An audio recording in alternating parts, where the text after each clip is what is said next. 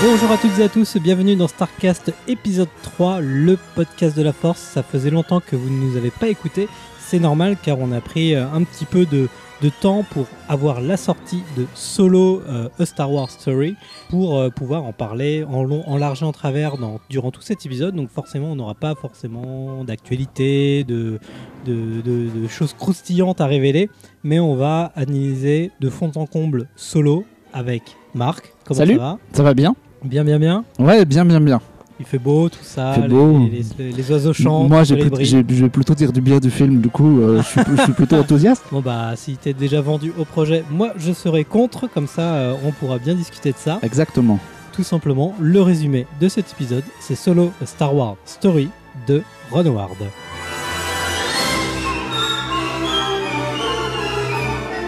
Deuxième spin-off de la saga, donc après Rogue One qui retraçait un film de cambriolage de l'Empire pour avoir les plans de l'Étoile Noire. Cette fois, nous avons un nouveau film de cambriolage, mais avec le personnage de Han Solo, comme quoi on est super novateur chez Lucasfilm depuis que ça a été repris de la main de George Lucas. Alors, si on peut résumer juste l'histoire du film. Ça raconte les jeunes années de Solo, des débuts sur Corellia à la rencontre avec Chewbacca et un petit peu tous les éléments qui ont fait le personnage caractéristique qu'on trouve dans Un Nouvel Espoir, passant par un film de casse qui se déroule dans un univers de contrebandiers, où le film essaye de montrer d'ailleurs quelque chose d'un peu différent des Star Wars classiques à ce niveau-là. Et voilà, on découvre comment Solo est devenu un contrebandier, quelle a été sa première mission, pourquoi est-ce qu'il est là-dedans, quelles sont toutes ses justifications, jusqu'à un final qu'on ne va pas dévoiler maintenant, on en parlera dans la partie spoiler, mais qui mène très logiquement, comme Rogue One menait à Un Nouvel Espoir, mène aussi à Un Nouvel Espoir à sa manière. Même si le film, on en reparlera tout à l'heure, finit quand même, il y a une ouverture jusqu'à un prochain film Star Wars. Ouais. C'est un film qui fonctionne beaucoup plus indépendamment des autres. L'histoire que raconte le film, on va faire l'histoire du film, comme ça il n'y a pas trop de spoilers, parce que l'histoire du film, ça remonte donc au moment de la vente de Lucasfilm en 2012, où forcément, en dehors des épisodes standards numérotés 7, 8, 9, Kathleen Kennedy veut utiliser à fond la carte de la franchise pour travailler un peu plus profondément d'autres pistes, quitte à avoir des personnages isolés. Il y a failli avoir un spin-off sur Boba Fett par le réalisateur des 4 Fantastiques. Voilà, Josh Trank, qui ne s'est pas fait, qui ressortira des cartons prochainement. Il garde sans doute l'idée en tête. Ouais, Josh Trank s'était fait éjecter. Du coup, le projet, plutôt que de mettre quelqu'un d'autre, ils ont annulé le truc et ils sont passés à autre chose. Et ils ont embauché Phil Lord et Chris Miller, qui sont bien connus pour avoir fait 21 et 22 Jump Street et La Grande Aventure Lego, pour raconter les aventures de Han Solo avec tous les déboires de production qu'on connaît par la suite. Parce que justement, là maintenant sur l'affiche c'est marqué Ron Howard, mais initialement justement c'était ces deux réalisateurs-là qui sont prisés par Hollywood pour leur folie douce et leur univers graphique sans égal pour l'instant. Ils arrivent quand même à sortir quelque chose de novateur, d'impertinent, de visuellement assez fou et d'hilarant. Et c'est pour ça que c'était très intriguant que Kathleen Kennedy leur confie les rênes du projet. Et finalement, c'est arrivé au clash très logiquement, puisque en fait, ils se sont fait virer. On était à 3 semaines de tournage à peu près. Et le tournage s'était très mal passé, en quelque sorte, qu'ils s'étaient un petit peu affranchis du scénario. Ouais, c'est ce qui alors, il y a plusieurs articles qui sont sortis, dont un juste avant qu'on enregistre ce podcast sur Variety qui raconte un peu tout ça, où effectivement ils se seraient lancés dans de l'improvisation, ils auraient laissé un peu faire leurs acteurs. À l'opposé, on lit qu'ils n'étaient pas non plus capables de gérer une telle production et qu'ils n'avaient pas forcément les épaules pour un film de cette ampleur-là. Ce qui peut être vrai. Ce qui est possiblement vrai aussi. Eux auraient fait des milliers de prises sans savoir vraiment vers quoi ils allaient, ce qui, moi, me semble pas inintéressant. Mais après, s'ils voulaient vraiment les embaucher, eux, c'était pour ça. C'était pour leur capacité à de l'improvisation. C'était pour un espèce de sens de la comédie qui allait justement dans le sens du personnage de Solo. Ça me semblait tellement logique que j'ai été vraiment surpris du résultat final, on en parlera, mais qui est vraiment très très sérieux en fait. C'est quasiment un film dénué d'humour, ce qui, moi, va à l'encontre du personnage, puisque tout le monde voit Solo comme quelqu'un qui a plutôt le sens de l'humour et le sens de la répartie, de la petite phrase, et qui est plutôt drôle dans la trilogie principale. Et du coup, là, c'est très très surprenant. Celui qui a porté le projet en sous-main, ça a été surtout Laurence Kasdan, donc scénariste des Aventuriers de l'Arche perdue, mais aussi de l'Empire contre-attaque, et qui a travaillé aussi sur le Retour du Jedi, et il tenait énormément à ce projet-là, et les bruits voulaient que qu'il se soit plaint, en tout cas, auprès de Kathleen Kennedy, productrice et gérante de Lucasfilm, comme quoi Lord et Miller ne respectaient pas le scénario à la lettre, ce qui est effectivement le cas et nombreux bruits le rapportent, et que finalement, il est exigé qu'on tourne mot pour mot son scénario, et que s'ils voulaient, les Lord et Miller pouvaient tourner quelques prises à leur sauce, mais le problème, tu peux pas doubler un tournage comme ça pendant 2 semaines, et au bout d'1 semaine, je crois, à peine, les deux ont été remerciés, pas forcément de manière super polie. Non, je crois que ça a été un peu expéditif, ouais. Voilà, limite ils l'ont appris par voie de presse, mais tu vois, le truc un peu tendu. Et 48 heures plus tard, qui débarque, Ron Howard, à qui on avait George Lucas en 99 et proposé de réaliser La Menace Fantôme, qui avait poliment refusé, comme Spielberg, comme Zemeckis, en disant finalement George, c'est toi le meilleur pour réaliser un. Finalement, il est revenu sur ses pas en se disant que c'était quand même une bonne occasion, je crois qu'il a dit. C'était une bonne occasion, et moi je trouve que sur le papier, l'idée était intéressante parce que c'est un très bon exécutant, Ron Howard. Moi, c'est quelqu'un que j'aime beaucoup, hein. Il a fait des films qui me plaisent énormément. Récemment, Au cœur de l'océan, je trouve que c'était assez magistral. Tout à fait. C'était assez magistral, et c'est quelqu'un de très carré. Les articles disaient que lui, quand Lord et Miller font 50 000 prises avec des acteurs qui improvisent, lui, il est carré, il suit son script, il fait une prise parce qu'il a géré ses mecs et le truc est terminé. Et du coup, il avait la capacité de retourner le film en très peu de temps. Ton avis sur le film, mais sans trop en dire, puisqu'on va en garder pour après. Toi, c'est plutôt positif. Mon avis est plutôt positif. J'ai passé un très bon moment dans la salle, ça c'est sûr. Genre, il faisait pas trop chaud. Il faisait pas trop chaud, j'étais bien installé, j'avais des voisins sympathiques, personne mangeait de popcorn, tout allait bien. Ah, c'est bien. Et puis le film commence. c'est vache. Non, moi j'ai passé un bon moment à l'échelle des blockbusters qu'on a vus cette année, où on s'est quand même tapé tout un tas de trucs assez horribles. Oui. Là, je sais pas pourquoi, dans ma tête pop l'image de Rampage avec Dwayne Johnson qui était affreux. Ah bah je ne l'ai pas vu. Même Avengers Infinity War, j'ai trouvé que c'était quand même pas terrible. Et là, je me suis laissé prendre. Alors, je reconnais que c'est un Star Wars mineur à l'échelle des Star Wars. Ils ont voulu un film avec de petits enjeux, et du coup, je le prends comme tel. Contrairement, par exemple, à La Menace Fantôme, ou L'Attaque des Clones, qui est souvent très décrié comme étant un des pires Star Wars jamais fait. J'aime bien L'Attaque des Clones, mais L'Attaque des Clones, il y a un truc d'échelle parce que c'est l'histoire d'Anakin, et du coup, il y a une importance. Et si on se viande, c'est grave. Là, si on se viande, malgré toute l'affection que j'ai pour le personnage de Solo, je crois que le film est tellement petit que c'est pas très important. Alors moi, de mon côté, je vais être un petit peu plus sévère. Je suis un grand fan de Star Wars comme toi.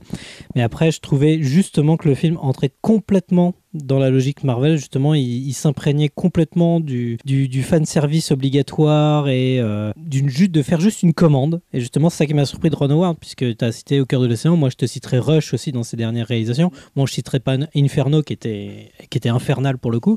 Mais au moins, récemment, Ron Howard, il proposait des choses. On sentait que le gars était suffisamment vieux, un peu comme les Spielberg, les Miller, où à un moment, ils sont tellement vieux qu'ils disent « J'en ai plus rien à foutre, je vais faire les films que j'aime », et ils envoyaient à l'écran. Là, il revient dans le côté mercenaire, c'est j'obéis au cahier des charges, et le film, j'ai trouvé le film complètement désincarné, avec même une impression de claustrophobie pendant tout le film, de la façon dont la mise en scène est faite. Après, je pense qu'aussi c'est dû au retournage en urgence, puisque le film est à 70% Ron Howard et 30% Lord Miller. Ouais. C'est les chiffres qui sont avancés. Et en fait, dans tout ce qui est reconstruit, toutes les séquences sont soit en intérieur, soit dans un extérieur qui est complètement embrumé. Et à chaque fois, les plans, il y a très peu de plans larges. On est toujours la gueule de l'acteur en plein milieu de l'écran, à moins d'1 mètre. La photo grise n'a pas dû aider beaucoup non plus, j'imagine, à apprécier ça. Et j'avais cette impression justement d'être complètement enfermé, complètement oppressé, alors que souvent Star Wars c'est plutôt ample avec des plans larges et quelque chose d'un peu épique. Rogue One l'était, mais là je pense que c'est les gros défauts de la production et les errements qui ont porté vraiment un gros mal au film final. Après, donc on va rentrer un petit peu dans la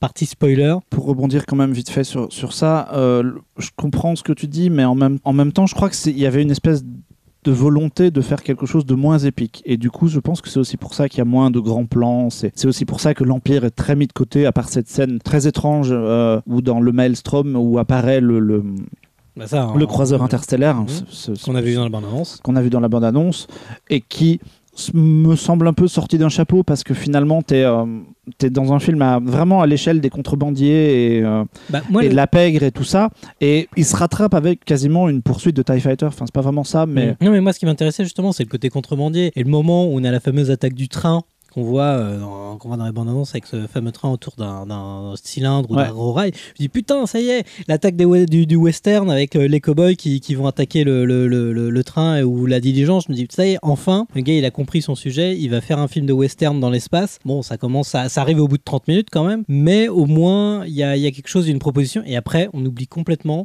C'est vraiment un épiphénomène pendant tout le film, et on revient encore à des errements où il faut répondre au cahier des charges, faut faire ci, faut faire ça. Et je trouvais ça vraiment dommage qu'il ne s'est pas plus émancipé comme Lord et Miller l'aurait fait. Peut-être fait, ouais, mais après, ça c'était toute la crainte qu'on avait, et la crainte que le film ressemble à la scène d'introduction de la dernière croisade, dans lequel en une séquence, Indiana Jones récupère sa cicatrice, son fouet, sa peur des serpents, son chapeau, blablabla. C'est un moyen de clôturer aussi, parce qu'à la base, Indiana Jones, dernière croisade, va être le dernier. Donc. Bien sûr, mais c'est vraiment caricatural, et on avait un peu peur de ça, et il y a un petit peu de ça dans Solo, puisque alors, il rencontre Chewbacca, il y a une scène où on lui donne un blaster avec une espèce de petit cérémonial, et tout le monde fait waouh. Il y a une référence stupide d'ailleurs à la fameuse phrase I love you, I know. Après la rencontre avec Chewbacca, j'ai trouvé intéressante. On en parlera après. Voilà, il y a des défauts, moi je dis pas le contraire, c'est un Star Wars mineur avec des problèmes liés à la production. C'est sûr que moi j'aurais bien aimé, comme tu dis, voir Ron Howard, mais qui aurait été dès le départ sur le projet, avec peut-être plus de liberté pour faire ce qu'il fait, et plus de temps. Je sens qu'il y a des choses qui sont faites à l'arrache. J'ai pas passé un mauvais moment, mais j'en attendais pas grand chose. Mon attente est quand même très réduite, alors que Rogue One par exemple, j'en attendais quelque chose quand même de plus important. Là, mon attente était réduite, et j'ai passé un bon moment, et quand il repassera à la télé, alors j'irai peut-être pas le revoir en salle tout de suite, mais quand il repassera à la télé ou quand il sortira en Blu-ray, genre jetterai volontiers un œil, parce que je trouve que voilà, il y a du rythme, il y a de l'action, il y a des personnages intéressants, il y a pas mal de choses qui fonctionnent très très bien. Je suis toujours un peu en mal de blockbusters de qualité, et je trouve que finalement, à part Ready Player One et quelques très rares exceptions cette année, on se fait pas mal chier. Du coup, je me suis vraiment amusé en salle, et j'étais vachement content à la sortie de la salle de faire ah ouais, quand même, c'est cool. Bah moi, ah ouais, quand même, on en est là, quoi. Donc bon, on va passer maintenant à notre partie spoiler, donc coupez les faisceaux si vous voulez pas. Si vous n'avez pas vu le film, faites gaffe.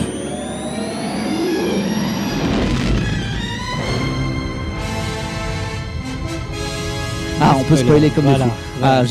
J'attendais ce moment avec impatience, parce que il y a plein de choses dans le film qui me... Alors, non, ce début qui commence avec des cartons qui te réexpliquent qu'est-ce qui se passe sur Corellia et tout ça, c'est quand même. Oui, alors ça fait partie des trucs pas très malins. Oh là là.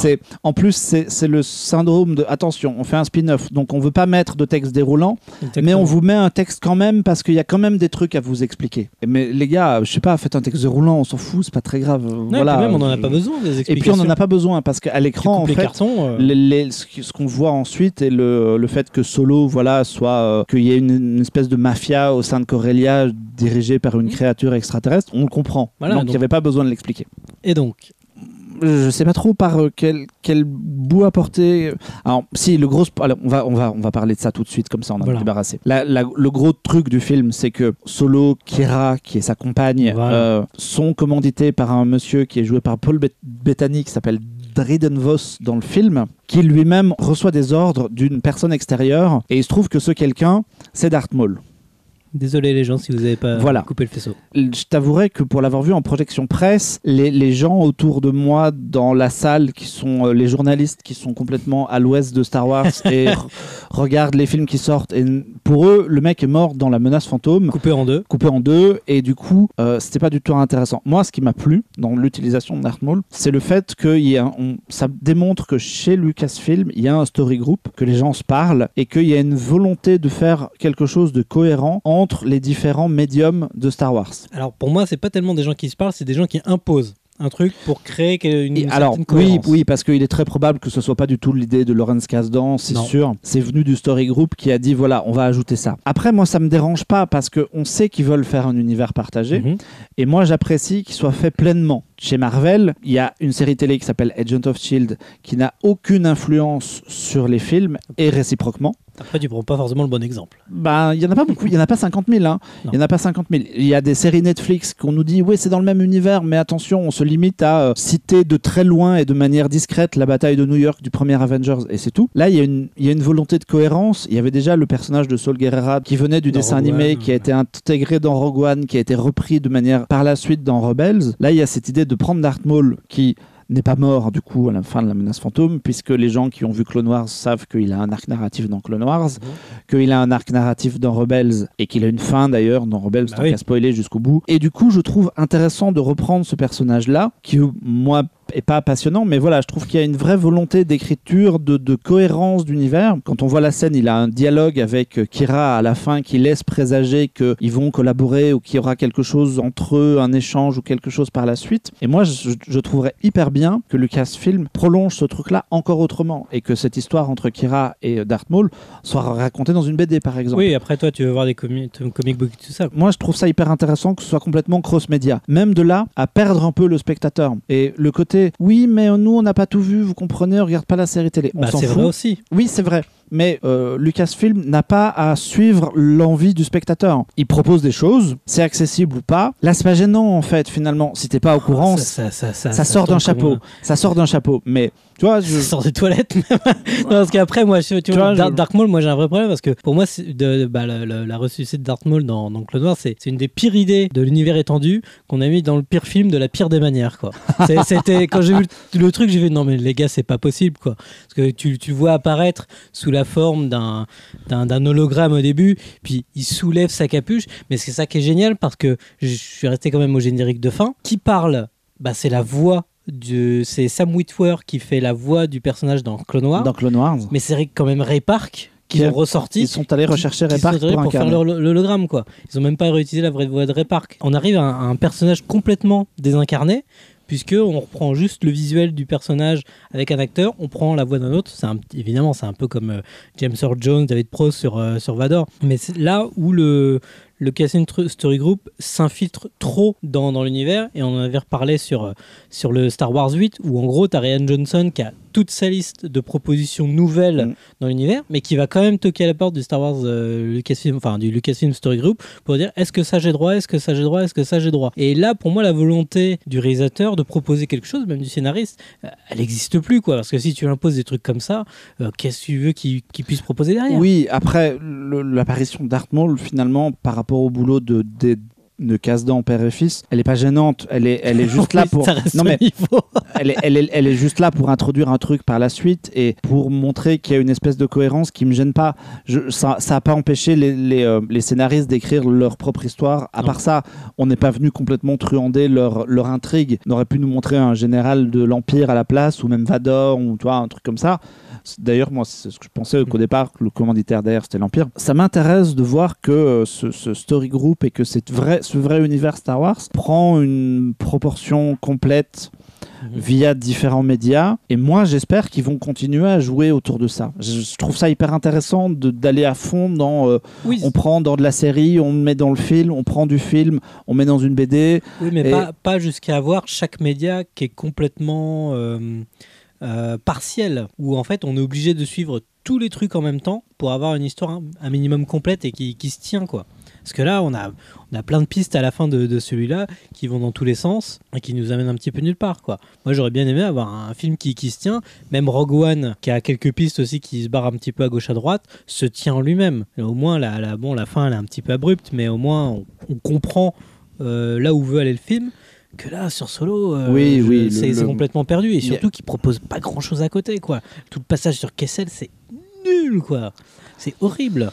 Ouais. Me dire que David Towie sur Chroniques de Riddick, il a proposé une scène de prison de science-fiction bien plus intéressante, quoi. Ouais, elle est un peu cheapos, cette scène d'évasion. Moi, c'est toujours pareil. J'aime bien l'idée dans l'univers Star Wars de faire émerger une espèce de rébellion, des petites touches de rébellion à droite à gauche, et le fait que ça soit amené par un droïde en plus qui est joué par Phoebe Waller-Bridge L337. C'est le robot le plus insupportable de l'univers Star Wars. C'est de pire en pire. Elle est assez insupportable. Je comprends l'idée d'avoir amené ça. Après, je vois où tu veux en venir, parce qu'il y a une espèce de On a un peu le problème aussi avec le personnage de Enfys Nest à la fin. Oui, le super contrebandière. Super contrebandière à la fin, où en fait on nous explique que c'est pas vraiment une contrebandière, mais que c'est plutôt une rebelle en réalité. Moi j'ai trouvé que cette scène elle était de trop. Parce que je comprends l'idée de Lucasfilm de dire oui, mais ce sont, pour citer les derniers Jedi, ce sont les étincelles de la rébellion qui vont faire le feu ensuite et tout ça. Je le comprends très bien. Et en ça, pourquoi pas. Mais ça a rajouté une longueur inutile. Pour moi, c'est toute la scène de toute la dernière partie sur la plage avec ces personnages-là et tout, elle est de trop. J'aurais bien aimé qu'on reste vraiment beaucoup plus dans du restreint. Bah, je pense qu'il voulait des personnages aussi positifs. Je pense qu'il voulait des personnages qui sont clairement, on va dire, du côté lumineux. On revient sur le truc purement manichéen, alors que le personnage de Solo est censé être un peu plus nuancé. Oui, ça m'a un peu aussi embêté dans ce sens-là, c'est que le personnage de Solo est censé être nuancé, et là on a un peu l'impression qu'elle vient lui mettre un gros coup de coude en lui disant « Hey, tu deviendras un rebelle plus tard, hein, t'as vu ? T'es un gentil. Hein. T'es un gentil, hein !» Ça aurait mérité d'être plus subtil, d'autant que finalement ce personnage-là apparaît dans la scène du train sans vraiment d'impact ou d'intérêt, ni on aurait pu s'en passer, on aurait pu mettre des Stormtroopers à la Palace, ça aurait fonctionné. Complètement. Et moi je trouve, à ce moment-là, j'ai commencé à trouver que le film était long. Il y a tellement de péripéties, d'endroits différents, etc., que j'aurais aimé qu'en fait on termine à quasiment après le Kessel Run, quoi. Ouais, mais après, même le Kessel Run, on a ce fameux monstre de l'espace et tout ça qui est juste une péripétie supplémentaire, mais qui n'apporte pas grand-chose à la séquence. Tu vois, il rajoute forcément des éléments supplémentaires alors qu'il passe à côté des choses essentielles. Par exemple, d'où Han Solo est le meilleur pilote de l'espace, quoi. La seule chose qu'on le voit conduire, c'est une voiture qu'il a volée, mais sinon, où est-ce qu'il a appris à piloter ? On ne sait pas. On ne sait pas. Enfin, c'est glissé qu'il apprend à piloter des vaisseaux pendant ces années de l'Empire, puisqu'il y a un gap temporel entre la scène d'intro et le moment où il rencontre Woody Harrelson. Il se passe 3 ans qu'on ne voit pas. Mais après, on le voit directement sur les champs de bataille, quoi. Mais après, on a l'impression qu'il n'est même pas rentré à l'Académie impériale. C'est dans les dialogues, ça. Oui, c'est glissé dans les dialogues vite fait qu'il s'est fait jeter de l'Académie et qu'ils l'ont balancé sur le champ de bataille et qu'il a eu le temps d'apprendre à piloter un vaisseau. Alors, comment est-ce qu'il est devenu bon en pilotage ? Ça, par contre, à part la fameuse scène du Kessel Run, qui, en plus, pour moi, est pas du tout ce que j'avais imaginé. Du coup, je suis un peu embêté. Après, que tout ne soit pas expliqué, il fallait aussi que tout ne soit pas expliqué. Et je suis très content, alors c'est un micro-détail, hein, mais je suis très content que Chewbacca ne récupère pas une arbalète, par exemple. Ah. Tu vois, ça, c'est un truc... putain, si en plus de ça, on nous avait rajouté l'arbalète de Chewbacca, etc., ça aurait été sans doute en trop. Bah ça je pense que Abrams, il serait pas passé à côté. Après, je sais pas si toi, tu l'avais lu, la trilogie Han Solo, qui avait été écrite en livre par Hansi Crispin. Non, je l'ai pas lu, mais je connaissais les grandes lignes. Maintenant, c'est de l'univers légende. Voilà. Et c'était pour dire que Han Solo a libéré Chewbacca des griffes de l'Empire. Voilà, mais après, tu vois, Chewbacca, il n'arrive qu'au deuxième volume. D'accord. Donc tu vois, sur le premier, Han Solo, il est tout seul. Et évidemment, il a une romance et tout ça avec un autre personnage. Mais après, les bouquins égrenaient les informations, mais sans trop en rajouter. Évidemment, on croise le personnage de Lando de temps en temps. Okay. Voilà. Mais après, ça nous était pas forcément imposé. Après, le personnage de Lando dans le film, c'est le seul, on va dire, qui sauve un petit peu la route, puisque Donald Glover, il est très très bien dedans. Donald Glover est très bien, ouais. Je trouve le personnage un peu sous-utilisé. C'est le fait qu'il reste dans le vaisseau dans l'histoire des mines de Kessel pendant l'évasion et qu'il disparaisse complètement, c'est très bizarre parce que on l'a oublié en fait quasiment. On le voit pas vraiment. Il y a pas de scène qui explique qu'il reste dans le vaisseau pour telle raison et les autres y vont et c'est assez mal fichu à ce moment-là. Bah d'ailleurs dans le passage de Kessel où il y a une émeute, bah je me suis dit oulala. Tout le monde va se précipiter sur le vaisseau pour pouvoir se barrer, quoi. Ouais, personne fait ça. Personne ne prend le vaisseau. Tout le monde est dans une prison. Ouais. Il y a une évasion, mais personne ne prend la voiture, quoi, pour se tirer. Ça, j'ai pas trop compris. Ouais, le personnage est sous-employé. Après, effectivement, Donald Glover est très bon et l'espèce de rumeur qui est montée puis redescendue à Cannes parce que quand Première a fait la bourde de caler que peut-être Kathleen Kennedy allait produire un film sur Lando pour finalement décliner le truc, bah en fait a émergé l'idée que ça pourrait être une bonne idée plutôt que de faire un Solo 2, de focaliser un truc sur Lando autour de comment il est arrivé sur Bespin tant qu'à faire des connexions et d'avoir Solo et Chewbacca en arrière-plan. Ça c'est un truc, ça me plairait assez, ouais. Bon, dans les trucs plus, comme je l'avais dit tout à l'heure, c'est la rencontre Chewbacca et Solo. Ouais. Je m'y attendais pas du tout de cette manière-là et même si je vois le truc arriver au moment où il y a la caméra qui longe un petit peu les pieds dans la boue, tu fais bon, ça peut pas être quelqu'un d'autre. Et je trouvais cette première rencontre quand même intéressante. C'est un des rares points positifs du truc. Mais après, je sais pas qu'est-ce que je dois retenir du film, quoi. C'est ça qui est terrible, parce que même la musique de John Powell que j'adore, la musique est pas folle, quoi. Non, et moi, puis ça passe d'un grand thème à l'autre de Star Wars, mais l'essentiel, il y a de la musique tout le temps, mais on ne la retient jamais. Non, et le seul thème qui ressort un peu du lot, c'est celui que Williams a composé. Donc, et en plus, je crois qu'il a composé aussi un thème pour celui-là. Oui, il a composé un thème. Il a composé un thème dédié qui, je trouve, ressort un peu en fait le thème sur Han Solo, qui est The Adventures of Han, ça s'appelle. D'accord. Il l'a écrit en fait. Il a juste écrit, il a filé des partitions. Et je trouve que le thème ressort un peu, mais le reste de John Powell est très très en dessous. Il y a de temps en temps des petits moments où tu fais ah tiens, la musique est cool, et puis ça disparaît. Non, mais après, la direction d'acteur est quand même catastrophique, parce que Paul Bettany, il a remplacé un acteur qui était déjà là, je crois. Ouais. Parce que c'est c'était pour le même personnage, mais comme il y a eu les réécritures, Ron Howard a pris Paul Bettany, avec qui il avait plus d'affinité. Et là, je sais pas, de ce qu'il en reste, il n'y a pas grand chose, quoi. Oui, le personnage n'est pas non plus très intéressant. Enfin, voilà. Je suis pas très. C'était vraiment pour mettre un espèce de commanditaire qui a l'air d'être un peu un parrain, qui est censé être un peu impressionnant sans trop l'être. Moi, je m'attendais du western, quoi. Je m'attendais à de la mafia et tout ça. Enfin, il y a quasiment rien, quoi. Moi, je pense en surface. Je pense que on va aller de toute façon pas vers uniformisation de ton, mais que Lucasfilm n'ose pas en fait. Du coup, un vrai western, on n'en aura jamais un. Un film crépusculaire sur Obi-Wan sur Tatooine, on l'aura pas non plus. S'il y a un film sur Obi-Wan qui est fait, il y aura à un moment donné l'Empire et plein de Stormtroopers. Ils s'arrangeront pour caler une bataille ou une poursuite spatiale, et il y aura toujours ce truc-là, parce qu'ils n'osent pas complètement s'affranchir. Là, ils essayent. Comme quelqu'un qui approche ses pieds de l'eau, tatouille l'eau froide et qui se dit j'y vais pas. Bah, ils y vont pas trop en fait. Bah, dans les derniers articles qui sont sortis sur la production du film, je sais plus qui avait annoncé comme quoi Lord Miller avait tenté des choses, avait tenté de prendre certains risques, et à chaque fois qu'ils ont tenté de prendre un risque, on leur a répondu non, on reste dans le cadre pour pouvoir répondre à une demande uniformisée. Après, moi, il y a horrible. Ouais, il y a une scène dont je voulais parler aussi, qui est l'ultime scène quand ils retournent jouer au sabak dans l'espèce de jungle. J'ai vraiment eu la sensation que cette scène-là était rajoutée à la dernière seconde, moi. Ah ouais. J'ai vraiment eu un truc... Je sais pas, le décor en carton-pâte, l'attitude des gens, j'ai vraiment une... Je pense que le décor en carton-pâte, c'est la thune qui manquait sur le projet et le temps. En fait, je me suis dit un truc. Quand j'ai vu la première scène du sabak où en fait Solo ne gagne pas le faucon parce que Lando triche, je me suis dit ce serait cool de rester là-dessus. Parce que du coup, la phrase prononcée dans l'Empire contre-attaque, elle devient complètement ironique. Et en fait, il a jamais du tout gagné ce vaisseau honnêtement au jeu comme il l'a dit. Ça s'est pas du tout passé comme ça.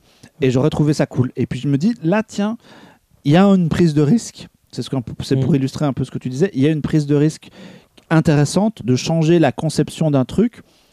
Et ben finalement non, à la fin quand même on revient pour nous remettre sur les rails et nous dire mais si regarde il a bien gagné le surtout que Lando se barre et est complètement encore mis à l'extérieur de toute l'intrigue, quoi. Parce que c'est vraiment un personnage secondaire, voire fonctionnel, et qui est là juste pour répondre au cahier des charges. Ah bah si, il faut relier aux répliques. Et parce que voilà, et parce qu'il fallait le mettre dedans, parce que finalement le personnage de Lando, tu le retires de l'intrigue, on se serait débrouillé quasiment sans lui. Voilà, donc c'est ça que j'ai trouvé ça vraiment dommage, c'est que le film, pour moi, quasiment à tous les étages, se plante parce que il veut répondre au cahier des charges que Lucasfilm se sont eux-mêmes imposés, alors que justement ils devraient prendre plus de liberté.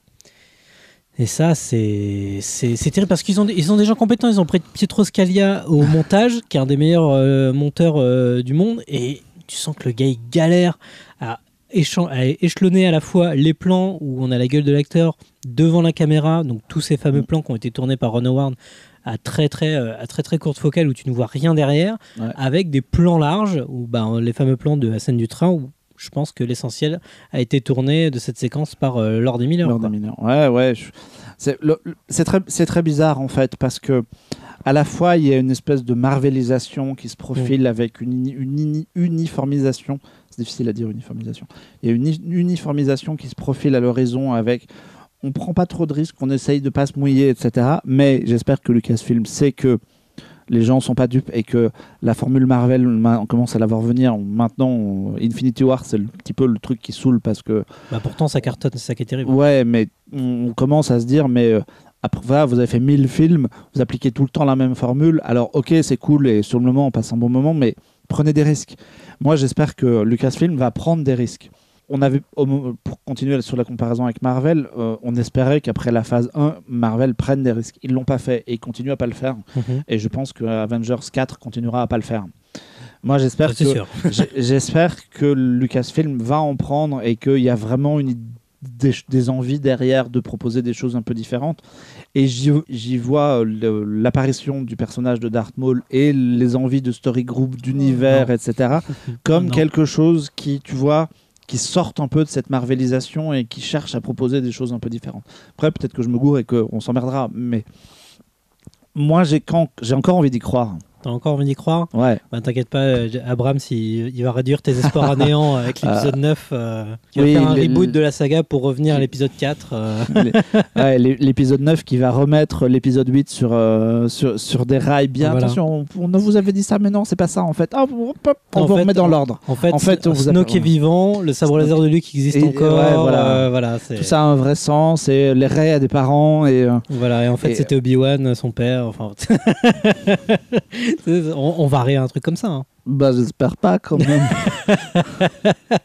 ça, j'en sais rien. Mais la bonne excuse de Solo, ce qu'il faut le dire, c'est les galères de prod.